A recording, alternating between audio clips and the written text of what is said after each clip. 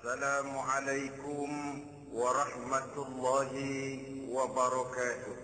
Waalaikumsalam warahmatullahi wabarakatuh. Bismillahirrahmanirrahim.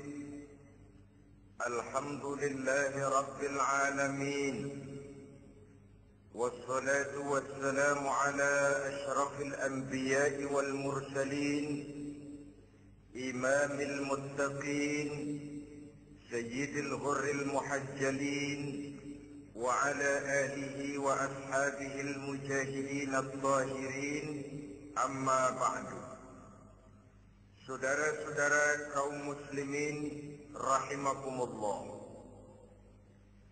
sesungguhnya gaya hidup seseorang sangat ditentukan oleh cara bagaimana dia memandang hidup ini. Dengan kata lain, bagaimana seseorang memandang hidup, begitulah dia akan hidup. Oleh sebab itu, untuk mengubah keadaan seseorang, harus diawali lebih dahulu dengan mengubah caranya memandang kehidupan ini. Itulah sebabnya dalam surah Ar-Ra'd ayat 11 Allah Subhanahu wa ta'ala menjelaskan, Innallaha la yughayyiru ma biqaumin hatta yughayyiru ma bi anfusihim. Allah Subhanahu wa ta'ala tidak akan mengubah nasib dan keadaan satu kaum sampai kaum itu berusaha mengubah apa yang ada di dalam diri mereka sendiri. Yang ada di dalam diri itu tentu tidak lain adalah rule of thinking, bahasa kerennya, state of mind, kata orang Kulon, cara berpikir, cara memandang kehidupan yang akan sangat mewarnai cara orang menjalani kehidupan itu sendiri. Oleh karena itu, pada pertemuan kali ini kita akan membicarakan tentang dasar dan tujuan hidup dari seorang muslim di dalam kehidupan ini. Yang pertama, tentang dasar dan landasan hidup. Seorang muslim tak dapat lain mendasarkan kehidupannya dengan Islam. Di dalam mendasari kehidupan dengan Islam ini, Allah Subhanahu wa ta'ala menuntut, Ya ayyuhalladzina amanu dkhulu fis-silmi kafah. Hai orang-orang yang beriman, masuklah kamu ke dalam Islam itu secara total, secara utuh, secara seluruhnya. Jangan separuh-separuh, jangan sepotong-sepotong. Mendasari hidup dengan Islam artinya menjadikan Islam sebagai way of life, sebagai rule of thinking, sebagai state of mind di dalam kita memecahkan problema-problema kehidupan, sehingga tidak satu persoalan hidup yang bagaimanapun kecilnya sekalipun yang tidak tersentuh oleh nilai-nilai ajaran agama Islam ini. Kemudian di dalam mendasarkan hidupnya dengan Islam, ia mempunyai satu keyakinan.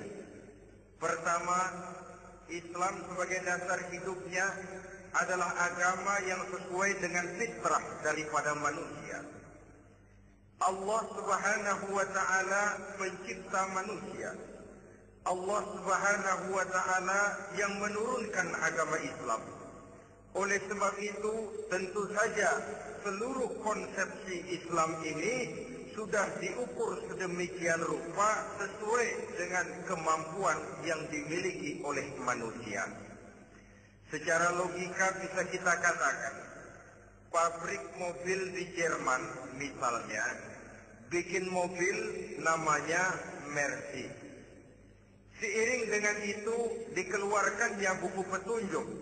Mobil ini bernama Mercy, kecepatan maksimal sekian ratus kilometer per jam, daya angkutnya sekian ratus kilogram, kalau rusak memperbaikinya ini onderdilnya itu umpamanya.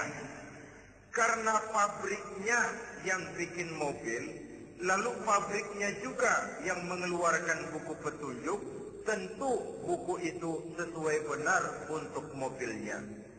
Dan logika mengatakan, tidak bisa kita punya mobil Mercy rusak, kita perbaiki dengan menggunakan buku petunjuk yang dikeluarkan oleh pabrik mobil Fiat. Tentu saja mobil makin rusak, acak-acakan dan tidak karu-karuan. Ini artinya, jikalau manusia ingin baik, jikalau manusia ingin mencapai sesuatu yang bernama bahagia, dia harus mengikuti petunjuk yang dikeluarkan oleh yang menciptakan manusia. Dan petunjuk-petunjuk itu telah turun dalam satu konsepsi yang bernama Islam yang sesuai dengan fitrah manusia.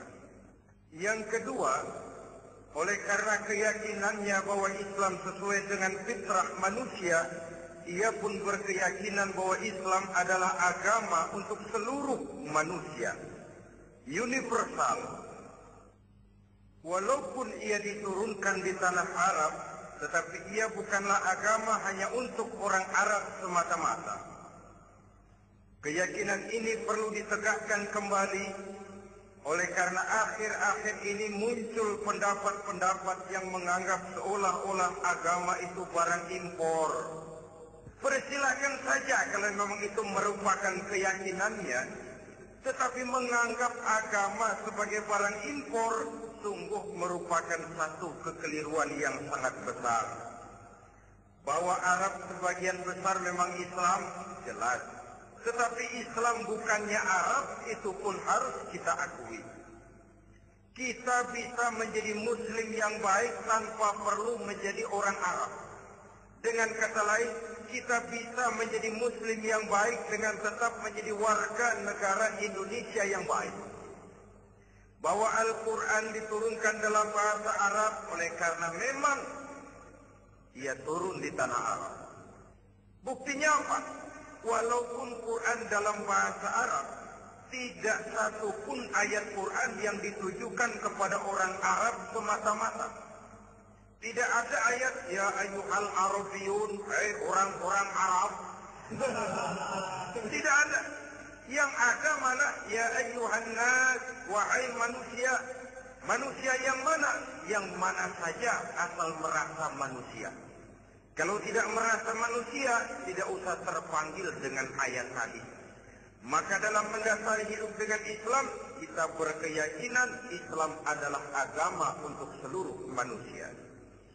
Yang ketiga, di dalam mendasari hidup dengan Islam, kita berkeyakinan Islam adalah agama terakhir yang diturunkan kepada Rasul terakhir. Tidak ada Rasul dan Nabi sesudah Nabi Muhammad, dan tidak ada agama lagi sesudah agama Islam. Dasar-dasar keyakinan ini melembaga dalam pribadi kita, membentuk satu keyakinan yang mendasari kehidupan ini, sehingga tidak satu problema yang bagaimanapun kecilnya dalam kehidupan yang tidak tersentuh oleh nilai-nilai Islam. Sejak kita tidur sampai kita bangun tidur, bahkan tidur itu sendiri, dan seluruh kegiatan kehidupan yang kita laksanakan dalam 24 jam, tidak satu pun yang tidak tersentuh oleh nilai-nilai Islam. Inilah pandangan hidup Muslim. Jawaban seorang Muslim terhadap problema-problema kehidupan yang dihadapinya, yang di dalam menjawab problema itu, ia Islam oriented. Berorientasi kepada nilai-nilai Islam. Apa kata Islam tentang pekerjaan yang dihadapinya? Halal kata Islam, halallah dia katakan. Haram kata Islam, haram dia katakan. Islam oriented. Barometer dalam perbuatannya tidak lain daripada nilai-nilai Islam itu sendiri. Dan kemudian di dalam mendasari kehidupan dengan Islam, ia berkeyakinan Islam adalah satu-satunya agama yang benar. Bahasa kerennya, Islam is the single one, the true religion behind the God. Satu-satunya. Keyakinan ini kelihatannya subjektif, tapi memang inilah pokok daripada kehidupan beragama. Saudara-saudara kaum muslimin rahimakumullah, kalau itulah dasar daripada kehidupan kita sebagai muslim, apa yang menjadi landasannya? Kalau dasar hidup kita Islam, maka landasan hidup kita tidak lain adalah Al-Quran dan sunnah Rasulullah sallallahu alaihi wasallam. Dunia penuh dengan orang-orang besar.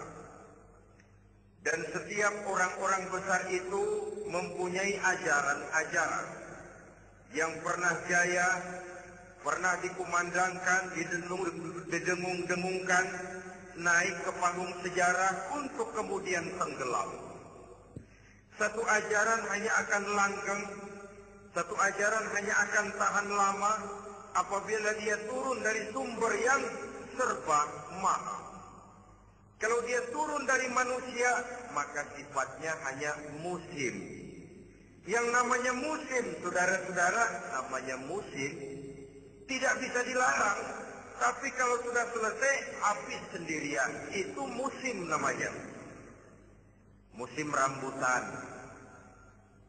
Kalau datang musim rambutan, apa bisa dilarang? Gak boleh musim rambutan. Ya tidak bisa, dia akan tumbuh terus. Tapi manakala musimnya habis. Begitulah nasib dari ajaran yang nisbi, relatif dan temporer apabila dia bersumber dari manusia. Maka satu ajaran hanya akan langgeng, tahan lama apabila dia turun dari sumber yang serba mahal. Dan itu sudah turun bernama Al-Quranul Karim. Sedangkan sunnah, saudara-saudara, merupakan penjelasan dari apa yang oleh Quran tidak dijelaskan dalam bentuk yang detail. Melengkapi apa yang oleh Al-Quran hanya disebutkan dalam bentuk garis besarnya saja. Baik Quran maupun sunnah kita sebut merupakan dasar landasan yang primer. Sedangkan untuk memahami Quran dan sunnah, kita memerlukan pendapat-pendapat orang yang ahli di bidang itu. Dalam hal ini kita sebut saja dengan ulama. Dan ini merupakan sumber yang sekunder dari landasan hidup kita sebagai seorang muslim. Dua rel ini, Quran dan sunnah, merupakan landasan di mana kereta api Islam ini berjalan. Quran dan sunnah. Saudara-saudara kaum muslimin rahimakumullah. Oleh karenanya, marilah kita menjadikan Quran dan sunnah ini sebagai imam di dalam kehidupan kita. Bukankah Rasulullah sallallahu alaihi wasallam pernah memberikan pilihan? Man ja'ala al-Qur'ana amamahu qadahu ila al-jannah. Wa man ja'ala al-Qur'ana khalfahu saqahu ila an-nar. Siapa yang meletakkan Quran di depannya, dijadikannya Quran sebagai imam dan dia sebagai makmum, maka Al-Quran akan membimbing dia ke surga. Ya, surga di dunia ini, lebih-lebih lagi surga di akhirat nanti. Sebaliknya, وَمَنْ جَعَلَ الْقُرْآنَ خَلْفَهُ, siapa yang meletakkan Quran di belakangnya, dia belakangi ajaran dan konsepsi Al-Quran, dia tinggalkan perintah-perintah Al-Quran, maka Al-Quran yang dibelakanginya itu akan mendorong dia ke neraka. Neraka dunia, lebih-lebih neraka di akhirat nanti. Pilihan terserah kita. Jikalau kita mau menjadikan Quran sebagai imam, artinya kita menjadi makmum. Resikonya dimanapun makmum wajib ikut imam. Imam takbir, makmum takbir, imam ruku, makmum ruku, imam i'tidal, makmum i'tidal. Jikalau Quran imam kita dan kita adalah makmum, maka itu berarti jikalau